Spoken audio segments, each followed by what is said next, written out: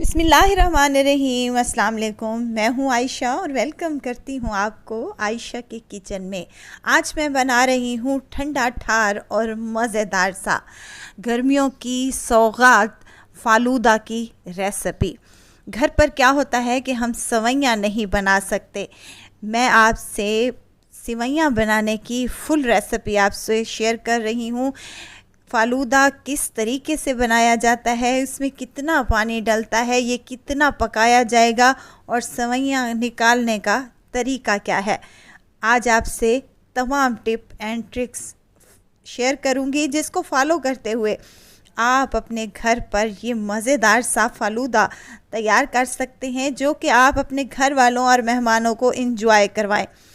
अच्छा, मैंने जब फ़ालूदा अपने हस्बैंड के सामने रखा तो उन्होंने मुझे इनाम के तौर पर 500 रुपया दिया। आप भी अगर अपने हस्बैंड से इनाम लेना चाहते हैं तो मज़ेदार सा फ़ालूदा घर पर ही तैयार करें।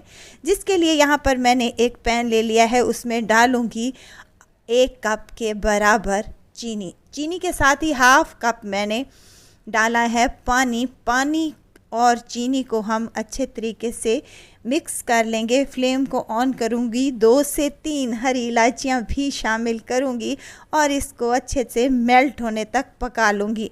हमने शीरा तैयार करना है, 1 तार या 2 तार का नहीं, बस चीनी घुल जाए तो आपने इसको साइड में रख लेना है ताकि ये ठंडा हो जाए।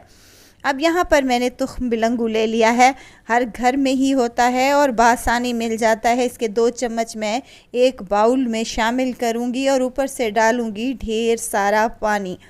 फ़ालूदा सेवइयों में तुख्म बिलंगू बहुत ही टेस्टी लगता है और यह तासीर में ठंडा होता है। इसको भिगो कर रख दें, इसका इस्तेमाल भी हम इसी रेसिपी में करेंगे। चलें जी, अब बारी आती है फ़ालूदा में डालने के लिए रबड़ी की। रबड़ी बनाने के लिए यहाँ पर मैंने एक पैन ले लिया है जिसमें हाफ़ कप मैंने चीनी का शामिल किया है।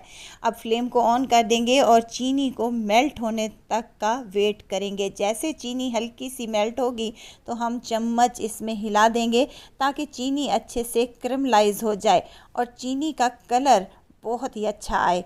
ये देखें, यहाँ पर 3 से 4 मिनट ही लगे हैं। बिल्कुल लो फ्लेम पर आपने ये काम करना है। आपने हाई फ्लेम किया तो चीनी जल सकती है और हमारा दूध ख़राब हो सकता है। अब यहाँ पर मेरे पास है 2 लीटर के बराबर दूध। ये जो दूध है ये ठंडा वाला दूध है। इसको जैसे ही मैंने डाला है तो चीनी बिल्कुल बैठ गई है, तो आपने बिल्कुल घबराना नहीं है। जैसे जैसे दूध हमारा गर्म होता जाएगा चीनी पिघलना स्टार्ट हो जाएगी और बेहतरीन सा कलर आ जाएगा। देखें, यहाँ पर दूध में अच्छा सा कलर आ चुका है तो मैं यहाँ पर डालूँगी 2 अदद ब्रेड के स्लाइसेस। आप एज़ इट इज़ डाल दें या आप इसके ब्रेड क्रम्स बना लें, कोई इशू नहीं है। अब इसके साथ ही मैं इसमें मलाई का इस्तेमाल करूँगी। ये मेरे पास मलाई है घर वाली, जो मैं दूध से रोज़ाना की बुनियाद पर निकालती हूँ और इसको फ्रीज़ कर लेती हूँ। अगर ये नहीं है आप लोगों के पास तो आपने क्या करना है, इसमें क्रीम फुल फैट जो पैकेट वाली आती है वो भी ऐड कर सकते हैं। आधा कप मैंने दूध का साइड में निकाल कर रख दिया था, उसमें आधा चम्मच मैंने कॉर्नफ्लोर का शामिल किया है या फिर 1 चम्मच, जितनी आपकी रिक्वायरमेंट हो आप उस हिसाब से डाल सकते हैं। मिक्स कर लें अच्छे तरीके से और इसको 4 से 5 मिनट के लिए पका लें। ये देखो, हमारा जो रबड़ी दूध है वो गाढ़ा होना स्टार्ट हो चुका है और ये बेहतरीन सा बन चुका है। अच्छा, यहाँ पर रबड़ी दूध मैं थोड़ा गाढ़ा रखूँगी, बाद में ठंडा हो जाएगा तो ये मज़ीद गाढ़ा होगा क्योंकि हमने इसको फ़ालूदा सेवइयों में डालना है। इसको ठंडा होने के लिए हमने फ्रिज में रख देना है। अच्छा, यहाँ पर फ़ालूदा सेवइयाँ बनाने के लिए मैंने कॉर्नफ्लोर का इस्तेमाल किया है। ये कॉर्नफ्लोर खुला मिलता है जिसको हम कलफ़ बनाने के लिए भी इस्तेमाल करते हैं, कपड़ों पर लगाने के लिए। ये आपको इजीली 100 रुपीज़ का आधा केजी मिल जाएगा। अब यहाँ पर मेरे पास आधा किलो था, इसको मैंने अच्छे तरीके से पहले तो पैन में डाला है, उसके बाद इसमें पानी शामिल किया है। पानी की मिकदार आप नोट कर लें। आधा किलो आप लोगों के पास कलफ़ है तो आपने 1.5 किलो इसमें पानी शामिल करना है, यानी कि 3 गुना इसमें पानी शामिल करना है। मैंने इसमें बाउल में शामिल किया था तो 3 बाउल इसमें मैंने पानी के शामिल किए हैं। इसको हम मिक्स कर लेंगे अच्छे तरीके से और इसके साथ ही हल्की आंच पर इसको चढ़ा देंगे। इसके साथ मैंने यहाँ मिट्टी की हांडी ले ली है, इसमें बर्फ़ और पानी हमने डालकर रख देना है, क्योंकि ये वाला स्टेप करना लाजमी है। ये सेवइयों वाला जो फालूदा बनाने के लिए होता है, ये मशीन है, आपको इजीली किसी भी बर्तन वाले शॉप पर मिल जाएगी। 500-600 में इजीली आपको मिल जाएगी। अब यहाँ पर मैंने इसको छान लिया था अच्छे तरीके से और छानने के बाद इसको मैंने फ्लेम ऑन करने के बाद पका लिया है। जैसे जैसे फ्लेम इसको लगती जाएगी ये गाढ़ा होना स्टार्ट हो जाएगा, ये ट्रांसपेरेंट हो जाएगा और ये सफ़ेदी की जानिब आ जाएगा, बिल्कुल ये वाइट सा हो जाएगा। और ये देखें यहाँ पर हमारा जो सेवइयाँ फालूदा बनाने के लिए मटेरियल है वो रेडी होना स्टार्ट हो चुका है। अच्छा, कैसे पता चलेगा कि सेवइयों वाला जो मटेरियल है वो हमारा पक चुका है?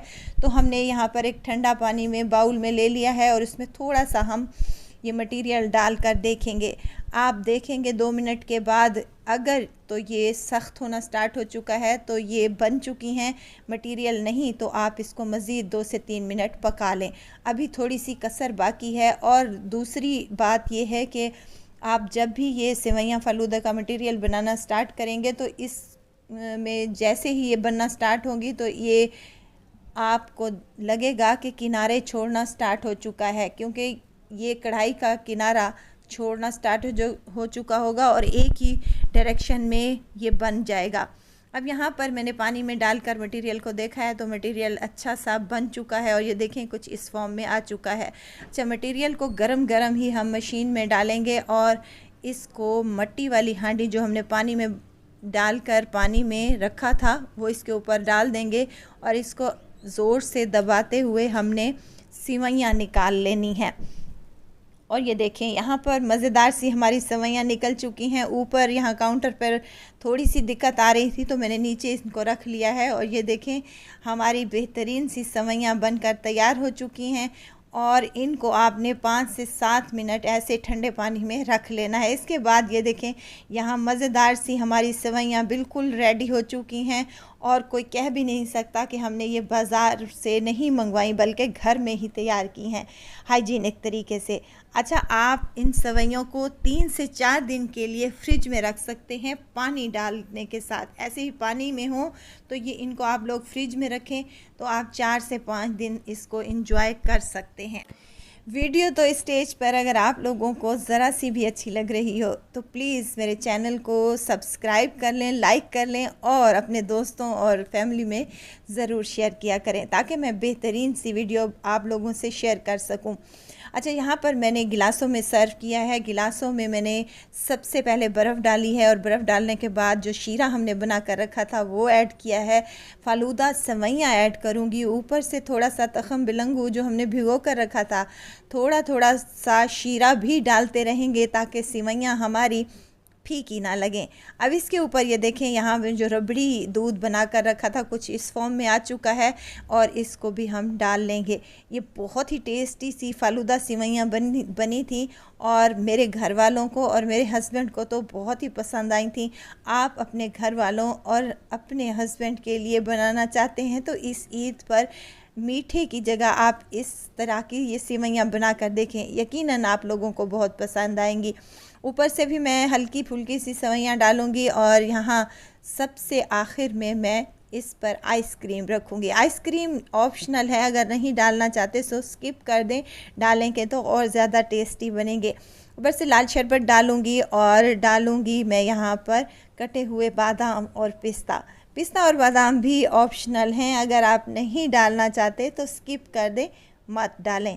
बेहतरीन सी और मज़ेदार सी फालूदा सेवइयाँ रेडी हो चुकी हैं। एंजॉय करें, ठंडी ठार और मज़ेदार। आप इसको प्लेट में भी बनाकर सर्व कर सकते हैं, बहुत ही टेस्टी और कमाल की बनी है। एक दफ़ा मेरे कहने पर ज़रूर ट्राई कीजिएगा। दुआओं में मुझे ज़रूर याद रखिएगा। खुश रहें, खुशियाँ बांटें। इजाज़त चाहती हूँ, फिर आऊँगी इंशाल्लाह एक नई और मज़ेदार सी चटपटी रेसिपी के साथ। आयशा को दीजिए इजाज़त, अपना बहुत सारा ख्याल रखिएगा। दुआओं में मुझे याद रखिएगा। अल्लाह हाफिज़।